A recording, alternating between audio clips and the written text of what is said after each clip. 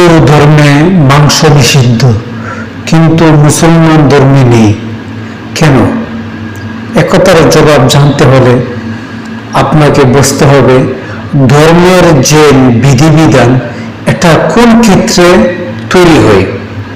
আসলে সেটা এক এক দেশের এক এক অঞ্চলের পরিস্থিতি অনুযায়ী, তাদের কালচার অনুযায়ী, তাদের সংস্কৃতি অনুযায়ী তৈরি হয়। যার কারণে হিন্দু ধর্মের ভারতবর্ষে উৎপত্তি হয়েছে, সেজন্য এটা বিধিবিধান একটু ব্যতিক্রম। মুসলমান ধর্ম আরব দেশে উৎপত্তি হয়েছে, এজন্য এটার বিধিবিধান একটু ব্যতিক্রম। আপনি দেখেন খোদাকে বিশ্বাসের দিক দিয়ে, খোদা যে এক, ওনাকে বিশ্বাসের দিক দিয়ে কম বয়স সবাই বিশ্বাস করে, কেউ ভুলভাবে কেউ সঠিকভাবে খোদাকে বিশ্বাস করছে, খোদাকে বিশ্বাস করে না এমন কোন ধর্ম নেই।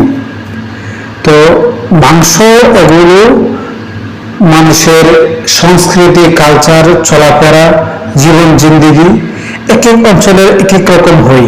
এজন্য হিন্দু ধর্মে মাংস নিষিদ্ধ করা হয়েছে, কিন্তু মুসলমান ধর্মে নেই।